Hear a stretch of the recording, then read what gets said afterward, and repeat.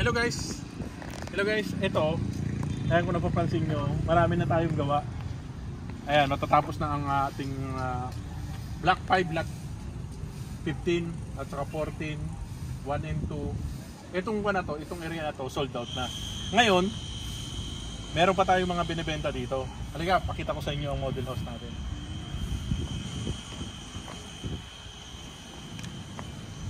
Ang ating inner lot is 51 square meter ang ating lot area at total improvement natin is 80 square meter. Halika, pasok tayo. Kasama ng gate natin, ayan, complete turnover tayo, 3 bedroom, 2 toilet and bath. Halika, pasok tayo dito. Ayan, sa pinto pa lang, naka-security door na tayo. Kung makikita nyo, ayan, marami siyang, ayan, pwede nyo ipadlock yan. Then, naka-sliding, maganda ang ating tiles, 60 by 60. Then, ito yung ating kitchen area. Then, ito yung laundry area natin. Yan, yung laundry area natin, sarado lang yung ating toilet bath, papakita ko nila sa second floor. Ito, nakasarado na. Dito magiging laundry area nyo. Kapag bukas yan, yung hangin, nagsisirculate lang. Kaya medyo malamig dito sa magiging living area nyo. Dito, pwede nyo dito nyo ilagay yung TV nyo. Then, kitchen dito. Then, akit tayo sa taas.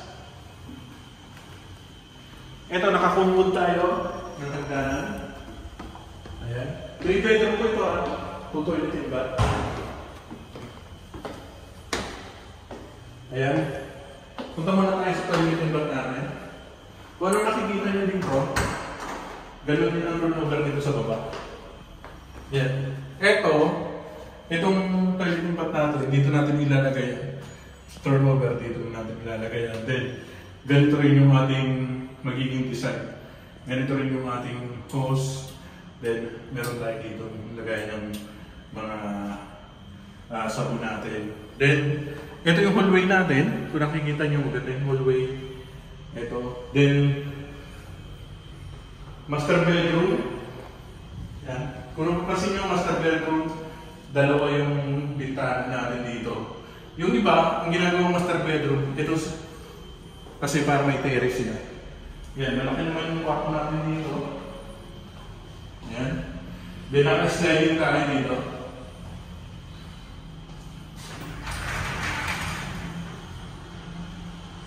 Yan.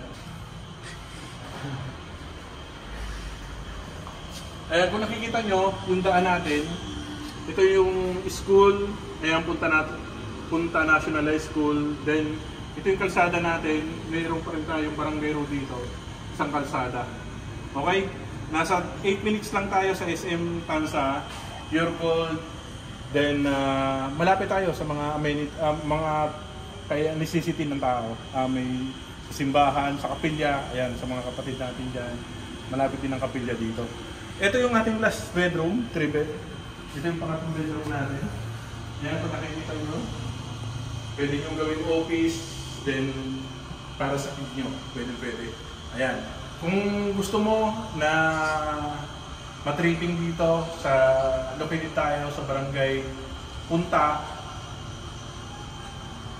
Tansa, Cavite. Ayan.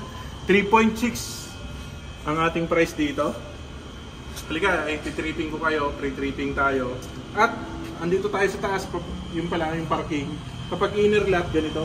Ito yung inner lot natin. Kasama na gate dyan ha. Tapos, may pre-move-in tayo dito. Pre-move-in, pre na yung ating tubig ilaw, kasama na. Bank charge, kasama na rin sa TCP natin. At miscellaneous fee, kasama na rin. No heading charge tayo dito. Okay? PM nyo lang ako para sa ganun is makuha ko na sa inyo. Matripping ko kayo dito at mapunta sa inyo ang ating Portico na 3 bedroom. Okay? Maraming salamat po at paki-subscribe ng ating channel.